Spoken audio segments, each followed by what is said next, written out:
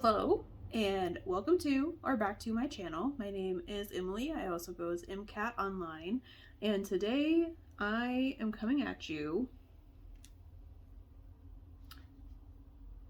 with a new vlog series.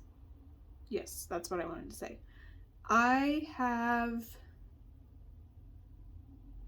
taken quite a bit of time off of vlogging just because I wasn't in a great headspace. I didn't really have the time or the energy to edit, and I got overwhelmed with how much footage I had. But now I have worked my way through all of that footage. I still have a couple of videos that aren't quite finished up, but we are working on them, and I will be posting those soon. So now I am getting back into it. I've been reading a lot. I am already at 67 books for the year, and I haven't talked to you about most of them in vlogs. Honestly, I don't think I've vlogged like 90% of what I read this year, but excuse me. So I was saying, I haven't talked to you about most of those in vlogs this year. I have been talking about a lot of them in my wrap-up / journaling update videos that I've been posting, but I am just feeling really good and I want to vlog again. So I am starting a new series called TBR Takedown. I think that's what I want to call it. It's either that or like TBR Busters, something like that. I feel like TBR Takedown is somebody else's name already, but I don't know whose. So if you know somebody who calls their TBR game that, let me know, and I will give them credit in the description, because I can't remember right now. It's not ringing any bells, but maybe I'm wrong. Anyways, to start us off, I guess I've already been kind of doing this, but I've been calling it Book Box Showdown because I've been doing my special editions. So those are like a spin-off of this one. This one is just going to focus on reading in general. For this first one, I am doing a genre challenge, and I have gone through, I have all of my books in my spreadsheet marked as what their primary genre is, and I have the percentage that I own and have not read for each genre. This vlog is going to be a literary fiction vlog just because that's what I'm feeling drawn to right now, but in the future I might focus on like my lowest percent read, which right now is paranormal and romance. I don't know how I have ended up with so many unread romance books. Wait, I think this is wrong. It says I own 76. I have 20 owned and unread, so hang on. I think I'm doing this math wrong. Oh, that's because they aren't updated. Hang on. Let me fix that. Okay, I fixed it. So the lowest percent read that I have right now are my anthologies. I have 4 of those. Crime, I have 1 of those. Those are the 2 lowest. Those are both at 0% read, which seems wrong because I know I have The Secret Lives of Church Ladies, I think is what it's called.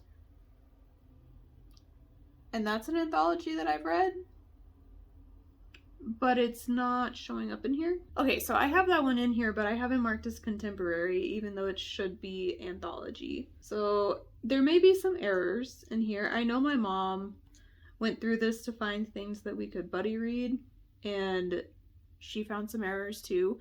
So I might need to go back through this and deep dive at some point, but that is not going to happen right now. Anyways, I am going to give you all of my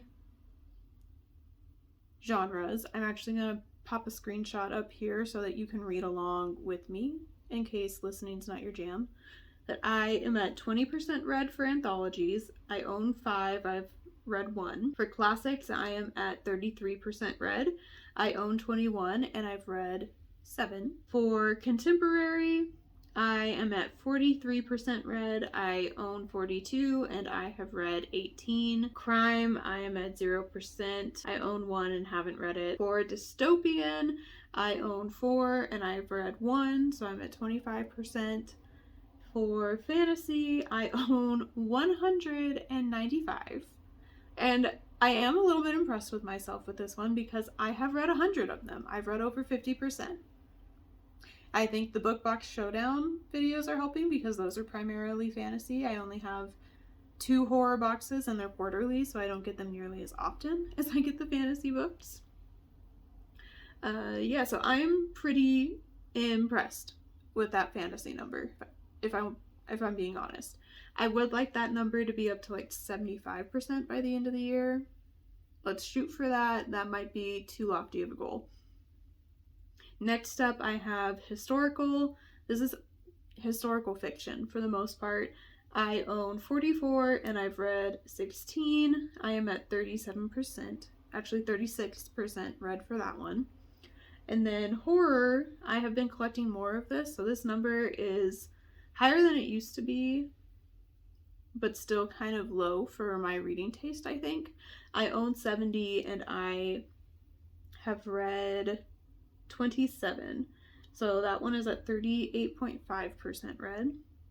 Next up is humor, and I'm gonna be honest, I don't know what I have in here marked as humor. I don't love most of the humor books I've read, so those might be ones that I need to get rid of. David Duchovny, that one I won't get rid of. That was a gift from my husband because we love the show Californication. It's an alright book. I wouldn't recommend it. And then I have Hyperbole and a Half by Ali Broche. That is a graphic novel. I'm guessing the other humor is also by Ali Broche because I have her other books, Solutions and Other Problems. I loved both of those. Those are both graphic novels. They, I guess, can be classed as humor. They were very funny. Next up, after humor, which I guess is at 100% read, I have literary fiction, which we're working on right now. I own 25 and I've read 8. So that percent is at 32. If I read these 3, I'll be closer to 50%. Next up, I have magical realism. I own 13. I've read 6. So that's another one that's almost at 50%. And then I have memoirs. I own 20 and I've read 7. I would really like that number to be a lot closer to 100%. I have been holding on to some of these memoirs for a while, and some of them just may not even be for me now. So I might do a little try a chapter situation later on. And then I have 84 mysteries. That's not a surprise, although I do think some of these should be marked as thriller more than mystery. I tried to go with whatever was listed first on Storygraph because that's what more people have marked it as, but I don't always trust what other people think about mysteries. So I supposedly have 84 right now. I have read 39. Wow, I've read quite a few of those. I'm almost at 50% on this one too. For nonfiction, it says I own 63 and I have read 24. That's at 38%. I would really like that number to be much higher. And with the memoirs, the same as with the memoirs, I think a lot of this nonfiction is stuff that I'm no longer really that interested in. So I might be just trying a chapter of a bunch of them in the near future and deciding to get rid of some of them to raise that number up. Because I have like science and history books that I bought probably 10 years ago at this point when I was just browsing Barnes & Noble and thought I would be a nonfiction reader. I have been reading more nonfiction lately, but it's not the kind that I have on my shelves right now. Next up, I have paranormal, and it says I have 2 unread. I own 8 total, so I've read 6. I don't know what I still have that's marked as paranormal, so let's go find out. So for the unread ones, I guess I have The Kiss Curse, which is the second book in the X-Hex series. I didn't realize I had that marked as paranormal. And then the other one I have is Leap into Faith by Rain Tetra, which I just bought back in March and have been itching to read. So this number will probably go up pretty soon too, especially if I'm sticking to my goals of reading what I bought and reading my series that I want to finish. But after paranormal, I have poetry. It says I own 2 and I haven't read 1. I think I actually unhauled the book that's in here. Maybe not. The one it says that I haven't read is called Great American Poetry, and it's like a big leather-bound bind-up that I took from my mom when she was going through books and getting rid of stuff. I don't know if I'm ever actually going to read this. Well, I might try it and see, but I also don't really want to get rid of it since it was my mom's book from college. She was an English major, so that might just sit on here unread for the rest of my life. After poetry, there is romance. Like I said, I own 76. I've read 56 of them, so I have 20 unread. I think a lot of those are on my Kindle. I don't own a ton physically, but that is by far the highest that isn't 100% at 74%. And then I have sci-fi. I own 30. I've read 11, so that is at 36.7. And then thrillers, I own 34 and I've read 20. So that one is at 59%. That one's pretty high too, a lot higher than I anticipated. And next up I have true crime, and that's the last one. I own 1 and I've read 1, and I think I actually marked it as a DNF. It was a true crime book that I got on Audible. I tried it. I tried really hard to get into it, and I just didn't like it. So I marked it as DNF'd because I can't get rid of it. So it's still in my library, but I'm not gonna like return it 10 years after the fact, you know? So that's where we are at. I think the goals that I want to set for this year are to get all of these up to 50% or higher.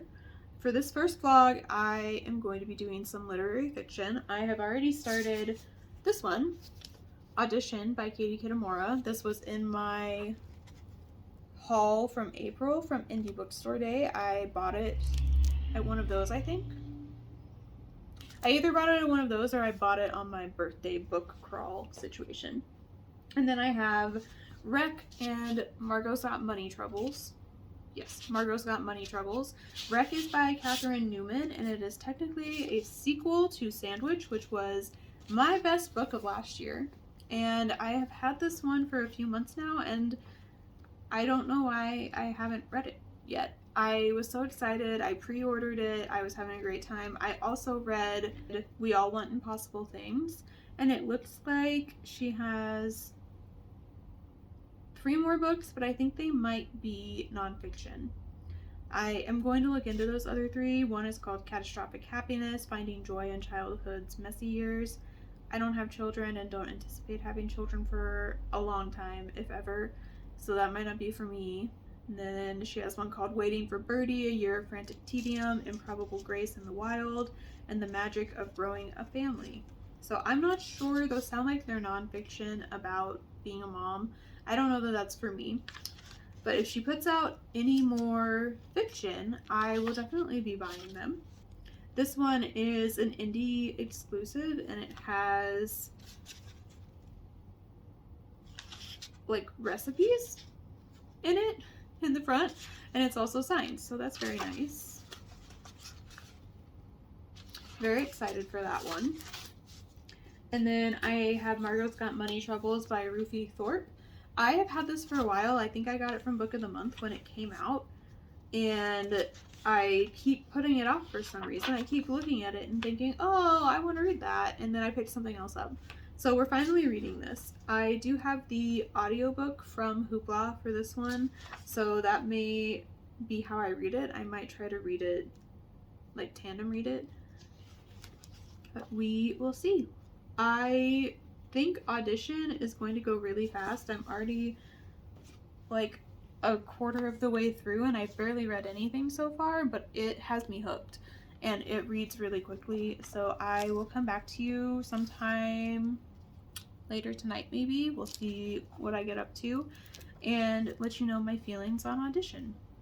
I guess I can give you the synopsis, not the synopsis even. I can give you what I know so far. So in chapter 1, we meet our protagonist. I don't actually know her name. I don't know if it told us her name, but she is an actress and she is having lunch with a younger man. I think his name is Andrew. No, she is having lunch with a younger man named Xavier, and it's kind of like train of thought situation. So I've gotten a little bit confused with the writing. There's also no quotation marks, so it's hard to tell when people are talking and when it's like thoughts in her brain, but maybe that's the point. And then she is at this restaurant with this man that she has not told her husband she's going out with. And I think she, in her brain, is trying to decide if she wants to become romantically involved with this younger man or not. And then her husband shows up at the restaurant and she's like frantically panicking, trying to figure out what she's going to say to him, how she's going to explain what's going on. And then he just leaves. She doesn't get to talk to him. She doesn't think that he sees them. I kind of think he did based on what happens in the next chapter. But in chapter 2, she goes home. He's not home, even though he said he would be home. And they're talking, and she's like questioning what he was doing, why he wasn't home, where he actually was. And then he lies about where he was, or at least about part of where he was. And he says nothing about the restaurant. He just says that he went to lunch with a friend and ended up going back to that friend's house. And then at the end of the chapter, he ends it by saying, "You're not cheating on me again, are you?" And she says no, which is fair. Nothing has happened. At least nothing in the book has happened. And I need to know what's going on. I need to know what he means by that. What do you mean you're not cheating on me again? What has happened in this life? So yeah, that's where we're at. I'm gonna go do some laundry and get a little drinky, and then I'm gonna hop on the treadmill and read this until it is time for my husband and I to go do our evening activities. So I will see you later. Maybe tomorrow. We'll have to wait and see where the night takes us. But yeah, I hope you enjoy watching me read these books. I kind of wanted to do like a weird girl book vlog, but I wasn't sure if these counted as weird girl or not. So we're doing a literary fiction vlog instead. Hi, from Editing Emily, or almost Editing Emily. I'm about to start piecing everything together. I realized that I did not explain something that I wanted to explain when I did the intro to this video. Hopefully I don't have to add anything else, but you might see me after I take my shower, so be prepared. I took a clip of my bookshelf because when I originally started this video, my idea was that I want my bookshelf downstairs to be full of nothing but read books. By the end of the year, I can definitely do it. I have a singular shelf on there left, and then a stack of like 10 books on the top that are unread. And I'm positive that I can fill it with read books, and I would like to have like my last vlog of the year be me organizing my read bookshelf. Because right now there is very little organization to it. Right now it's generally organized by years, except for the special editions and the graphic novels. The special editions and the graphic novels, I tried to put all on one shelf each, and they outgrew that. So I think I'm going to have to separate the special editions into genre maybe, and then the graphic novels will just have their own shelf. Because right now the special editions have started to take over the graphic novel shelf as well, because they outgrew their shelf. And I have started just putting the special editions that I'm reading and keeping in the shelf that I'm currently putting my read books on each month. And that shelf is getting full. So I think at the end of this month, or maybe at the end of August, I will definitely have to clean that shelf off and start putting read books on it. Okay, here's the shelf that we're working with. Currently, the only things that are unread on this shelf are this little section on the top, which will be moving upstairs shortly, and then this half of the bottom. The rest of these shelves are all read books, including this one over here on the bottom. And I want all of them to be full of read books. Now, I am not opposed to doing some reorganization. Currently, this left middle is primarily graphic novels, but I have run out of space on this shelf for special editions. So if I need to rearrange things, I'm not opposed to that, because you can see like this shelf over here is mostly empty. This shelf down here, it's not double stacked like everything else is. There's only like a half double stack because there's stuff plugged in back there. I honestly might even move this shelf, because like all of this stuff is donations. The keyboard is not, but I can move that over here instead of having it over there. So if I move it, I will have room on the bottom to double stack. And I kind of think once I have cleared out this shelf, I want to do some more organization and make it pretty, make all the people who go together. Like up here, I have like Ashley Winstead. You see 3 books over there. But then over here, I also have Ashley Winstead because I couldn't fit her with the rest of them. Stuff like that. Like, I would like to do genre and alphabetization and stuff like that, but where my shelves currently are at, I just don't have the energy or the want to do it. So once this shelf is full of nothing but read books, I will be reorganizing, and hopefully you'll get to see that at the end of the year.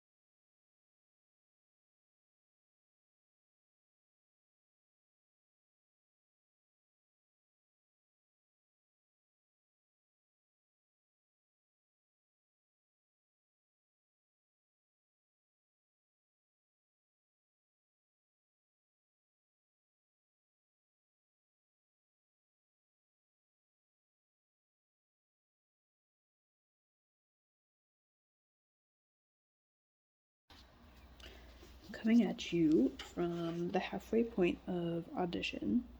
I have just ended at part 2, which is almost exactly halfway through the book. And I'm going to be honest, I don't really understand what's going on or what the point is right now. With my first update yesterday, I was only 2 chapters in, and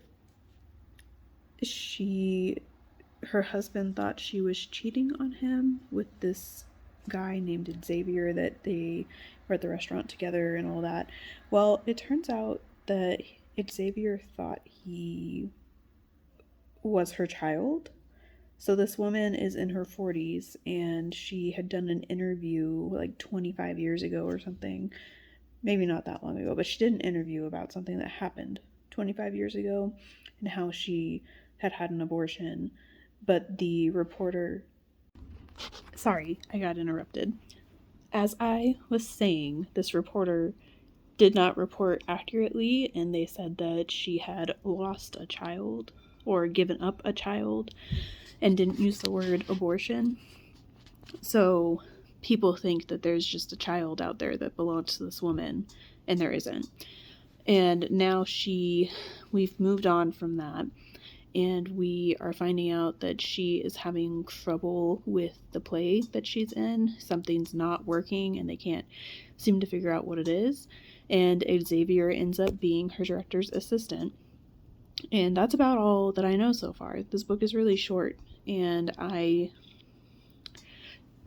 going to be honest, I don't quite understand what the point is yet. I'm hoping that it will become apparent soon. But yeah, right now I'm not enjoying it that much. I'm actually finding it kind of difficult to follow because, like I said, there's no quotation marks. So I can't always tell when somebody's talking versus thinking. So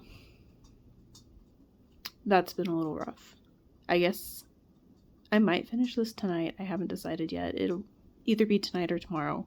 So you will see me again soon with an update.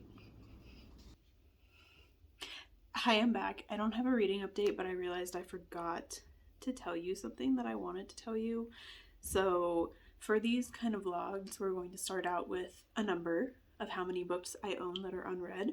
Right now, that is 399. So we're going to pop that number up here.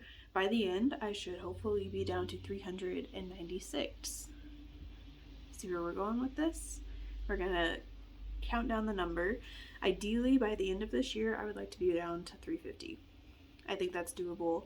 Stretch goal is down to 300. We'll have to wait and see if that works out. But anyways, I just forgot to put that in the intro.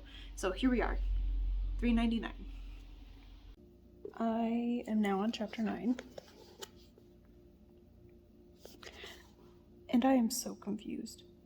So in part 1, she says that she had an abortion and lost a child, that she had a miscarriage, and now she's acting like this guy is her son.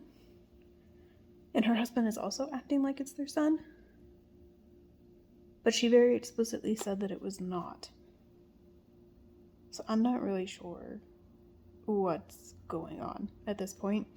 I'm going to try and finish this today and hopefully have some answers for you. So yeah, we're about to go to the movies. We are going to see Backrooms. I've seen some mixed reviews, so I hope it ends up being good. I will report back when we get home. I have like 10 pages left of this, so I'm gonna read it with you and come back and tell you how I feel, because right now I have no idea what the heck is happening. I don't understand this book at all so far. So enjoy this little montage of me reading, and then I'll come back with an update.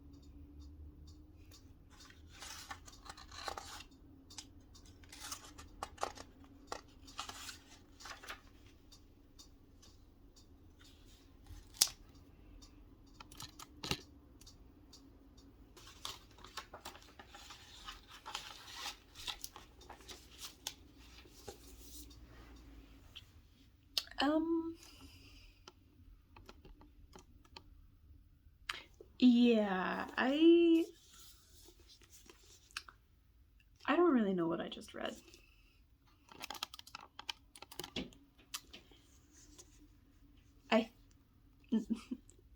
this will be minor, I guess major spoilers for this book, so skip this part if you don't want to know what I think was happening. But it kind of felt like our main character was descending into madness the entire time, particularly in part 2. In part 1, everything seemed relatively normal, and then in part 2, she started saying things like my son, after she spent all of part 1 telling us that she didn't have a child. And he moves in, and then he brings a girl who moves in too, and it goes from him just being there for like 6 hours in the night to them being in the living room and taking over the apartment. And then her husband is also calling him my son. And I don't understand how we got here. If you understand this book and you understand what it's trying to say, please tell me, because I would love to understand it. I really thought that I would love this book going into it. Everyone I talked to about it said I would love it, and I just don't get it. So yeah, I don't know what to rate this. I'm kind of leaning towards a 3-star at the highest, a 2-star at the lowest. Because like the writing was still good. I just don't understand where it was going, you know? So, regardless, that is one book off the TBR. I will probably not be keeping it. And I have moved on to Margot's Got Money Troubles. I did get the audiobook for this, and I started listening to it earlier today when I was doing other things and couldn't physically read. And I think I am like 30-40% in already. It's only a 10-hour book. Yeah, it's not that long. I'm liking it. I understand this one a lot more than I understood Audition, but I am not loving it the way that I thought I would. The first like 10% or so, I really wasn't into it. I didn't really get into it until we start getting more of her dad's presence. It's not his perspective, but he has shown up. So I'll give you the premise of this one again. So this woman, Margot, she is I think 18 or 19. She was in community college, and she had an affair with one of her professors, and he got her pregnant. And she decided to keep the baby. But now she's not fully dropped out of school, but she didn't register for classes. So she was working after she had the baby, and her boss fires her because she says that she's doing it for her own good, because she needs to learn how to survive in this world with a child, and she can't find a babysitter. So she brings the baby to work one night because she has no other options. And after that, her boss is like, if you can't find a sitter, you're fired. And she does it. She doesn't find a sitter, and her boss fires her. And then she has 3 roommates. 2 of them move out because of the baby and the crying and the noise and everything, and how they have to walk on eggshells when the baby's napping, that kind of stuff. They move out, and she needs to find a way to get $2,000 more or to find a new roommate, because she and her remaining roommate cannot afford the rent on their own. And her father comes to visit at some point, and it turns out that he is getting divorced and has gotten kicked out, and he needs a place to stay. So she lets him move in under the condition that he helps pay rent and everything. And he is it's not WWE in here, but it's like show wrestling, you know, like the kind of wrestling that's all scripted and a lot of it's not real. He used to be a pro wrestler himself, and now he manages pro wrestlers.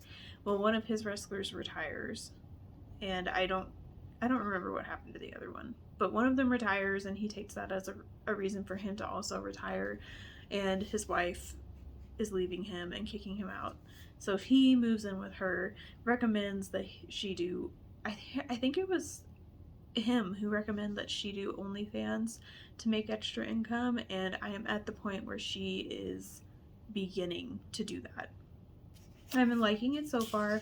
I don't think I like the audiobook narrator very much, so I may switch to just reading physically once I figure out where I'm at.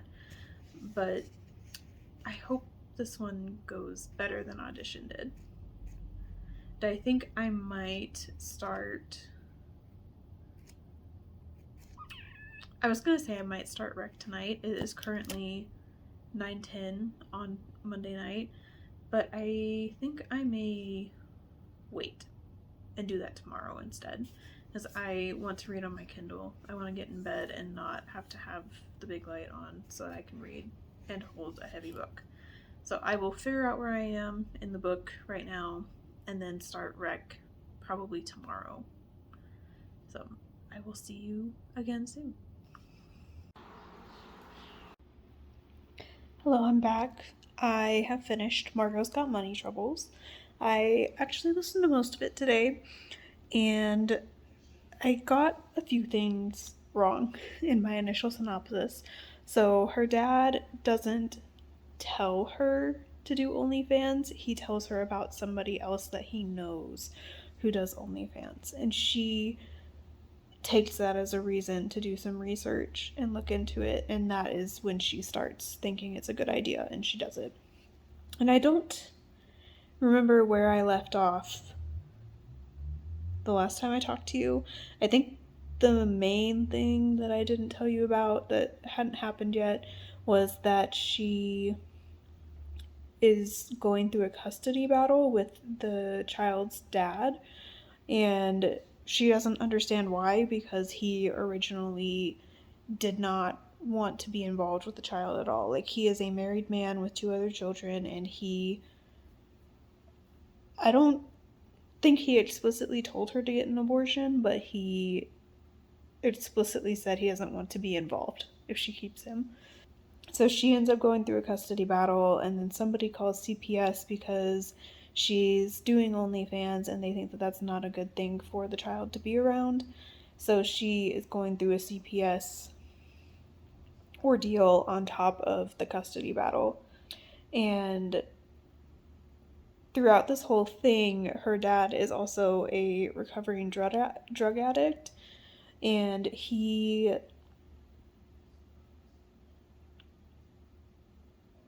I don't think I can tell you that, actually. I think that's a spoiler.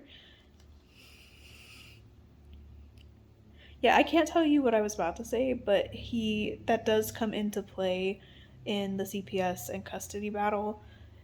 And I think that's about it for the plot that I can tell you without spoiling things. Oh, she starts doing videos, like TikTok videos, with these other 2 OnlyFan creators, I think is what they're called. And they end up going viral, and she makes a bunch of money off of it because she gained so many people from those videos. And her dad is like coaching her on how to be a personality, and like how you need to have a storyline. And there's a lot of talk of WWE in it, which I know a lot about because I watched a deep dive from Fundy Fridays a few months ago. And Fundy Fridays, her husband, I can't remember his name, he did a video, and he like goes over all of the terminology and the lore behind WWE. So I had a pretty good background. All of this stuff was making sense to me. And they used the terms heels and faces a lot. Heels, if my understanding is correct, are typically like the bad guys. They're the villains. They're the people who have a villain arc. And faces are like the good guys. Face is short for like baby face. Anyways, he is like coaching her and her partners on how to make this work, and like how to be popular, how to have a personality online and stuff like that. And it ends up being really successful. She makes a lot of money. And honestly, the only reason she's even able to afford this custody battle is because she's making so much money from OnlyFans. And yeah, that's about all the plot points, I think. I will say that this book goes back and forth between different types of narratives, like third person, first person. And I know that there's a reason. Like, she's a writer, and the reason they're doing that is because she's a writer, and they talk about it, and like the guy who gets her pregnant is an English professor, and they have lots of conversations about it and her writing. But for me, it did not hit at all. I found it very confusing, and I did not like it. It might not have been as confusing if I had been reading only physically and not listening, but for the most part, it was very confusing. Oh, there's one more plot point that I forgot. She starts sending messages back and forth with one of her fans, and he is paying like per message. And somewhere along the way, it stops being a transaction and starts being more of like a personal relationship between the two of them. And that comes to fruition later on too. There are a lot of different subplots in this book.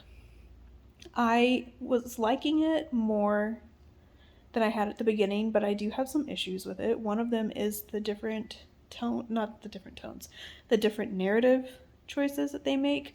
So every time it's switched back and forth between first and third person, I think are the types that it had. Those were confusing. And then her username is the Hungry Ghost, and this English professor like wrote her a poem titled Hungry Ghost. And that's fine and all, except Hungry Ghost is typically attributed to Asian folklore, and there is no mention of it at all in this book, and this author is white, and that kind of gives me a little bit of an ick. I don't know if she intended it to be that way, or if she like doesn't know, but either way, it gives me a bit of an ick. I don't like it. I wish that she had referenced where Hungry Ghost comes from instead of using it with no background, no history, or anything like that. I feel like there was another thing I didn't like. It was the narrator. So this book has been turned into a TV show on Apple TV, and Elle Fanning stars in it. And in the show, I actually just watched the first episode of it while I was eating dinner, and I liked the show so far. They make the professor a lot nicer in the show than he was in the book, at least in my opinion. But anyways, Elle Fanning also narrated the version of the audiobook that I listened to, and I don't think I liked her voice in the audiobook. I think she's fine as a person, but I did not like listening to her read this book to me. So, those are my thoughts. I still haven't decided what I want to rate it. I think I'm going to land on like a 3 or a 3.5. But so far, this is not going as well as I thought it would be. I was so excited for both of these books, and both of them have ended up being a bit of a disappointment. And like, I don't know if it's a me problem. I guess we'll find out with the next book that I read. But this is 2 books in a row that I was super excited for and didn't end up loving. So that's a bit disappointing. I hope Rec is different, although I am getting concerned. I think I am afraid that Rec is not going to live up to the hype that I've built up in my brain based off of my reading experiences with Sandwich and We All Want Impossible Things. I loved both of those books. I had really great times with both of them. But I'm beginning to worry that Sandwich got super popular and that maybe this book didn't need to exist. Which I don't know why I'm getting worried. I haven't even started the book yet, so I have nothing to base that off of. But yeah, I am concerned after how these 2 books have gone. So with that, I am going to go get the last bit of my steps in for the night. I am probably going to go get Rec and start it while I'm walking and see how far I can get in it tonight too. So tomorrow you will probably have another update from me. Hello and happy Sunday. I am about 50 pages through Rec by Catherine Newman. This is the last book for the blog. And I don't know what I was worried about earlier on. I think I told you all that I was concerned that the first 2 books were kind of flops for me and that this one might also end up being a flop, and it has not. It has not at all. been a flop. I am only 50 pages in and I've already tabbed 4 or 5 things, and it feels like I'm going to be tabbing a lot. This is taking me back to when I read Sandwich, and I cannot remember what they called the type of anxiety that she was writing about in Sandwich. I think it was maybe like anticipatory anxiety, where you're like anticipating everything that could go wrong. And this is the exact kind of anxiety that I'm pretty sure I have. I have never gone and gotten diagnosed. Every time I've tried to get a therapist, it's gone poorly. I have tried a couple of times, and I specifically ask for a woman, or at the very least somebody that is queer friendly. And every single time I have gotten what appears to be a straight white man. And I don't want that. I don't want to talk to them. And generally, when my mental health is bad enough that I feel like I should be getting a therapist, every little thing that goes wrong feels massive. So I have never ended up following through on any of those requests. But yeah, long story short, this is the exact kind of anxiety that I have. And I think about it a lot. I think about people dying a lot. I think about what could go wrong. And it feels really nice to be able to read about it and know that I am not the only person who feels this way and who has these kinds of thoughts. So that's where we're at right now.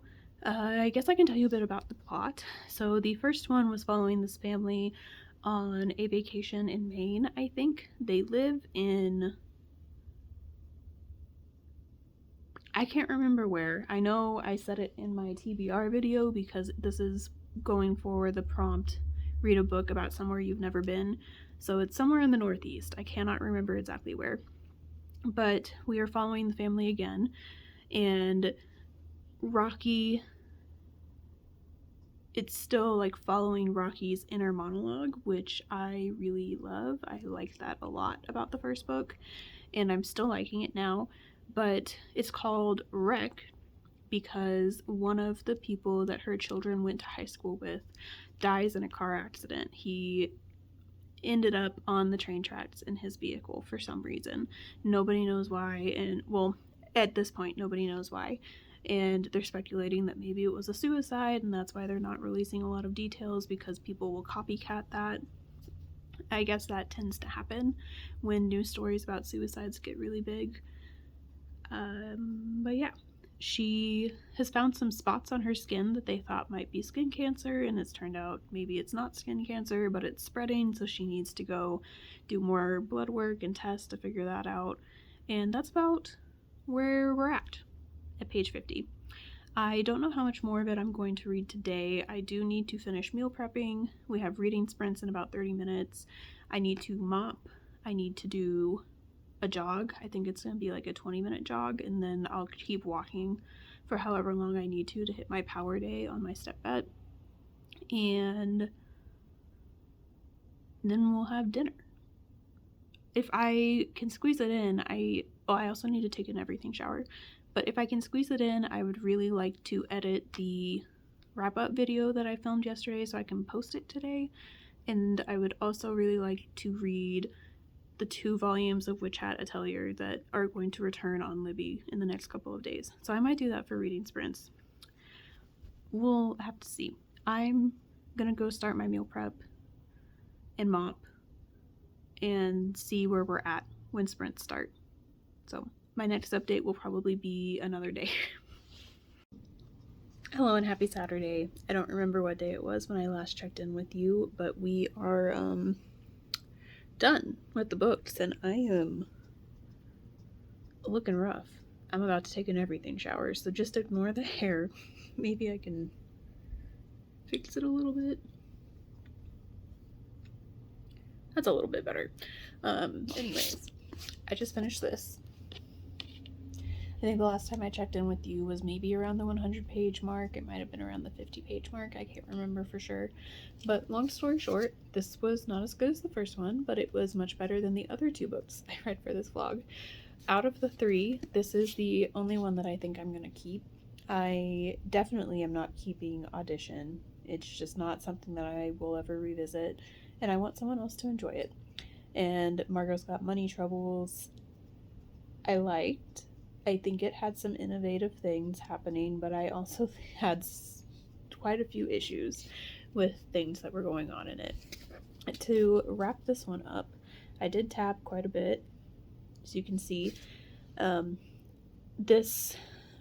Now that I know everything that was happening in this book, this primarily focused on Rocky and her hyperfixation on this car accident that happened to a man who went to school with her son. And I don't want to tell you much more than that, because there was a point in the book where this item that I want to talk about, but I don't want to spoil things for you, came to light, and it kind of blew me away a little bit. I was not anticipating it. I wasn't really paying attention too much to the person that this was about, so I think that was why it surprised me. I was primarily paying attention to Rocky and her dad. As I was saying, I primarily focused on Rocky and her elderly father, who has moved into their shed in the backyard after his wife and her mother have died. This one focused a lot more on the plot rather than her inner thoughts, which I think is the reason I didn't enjoy it as much. I actually found my notes from when I read Sandwich. I was reading a library copy, so instead of annotating it, I took notes on a literal piece of notebook paper, and I figured out the kind of anxiety that they were talking about. They call it anticipatory grief, and this is like catastrophizing everything that could possibly happen, expecting the worst to happen, and going through every single scenario in your brain and just like anticipating that something bad is going to happen rather than just living in the moment and letting things go the way that they're going to go. You are constantly thinking about everything that could go wrong, and that is unfortunately what goes on in my brain. So that was why I connected so much to Sandwich, but this one, we had a lot less of that. And I don't really know why, because Rocky begins developing this rash, and it comes to light that she actually is developing an autoimmune disorder. By the end of the book, they don't actually, I guess they do give her a diagnosis, but it is very, up in the air, not necessarily exactly what's going on. Pretty much all of the tests and the doctors who are looking at her are inconclusive. They can guess, and they can say it's similar to this, but it doesn't match exactly. And she spends a lot of the book just being covered in this rash and dealing with that, and also being obsessed with this car accident that happened at the beginning of the book. But yeah, that's pretty much it. I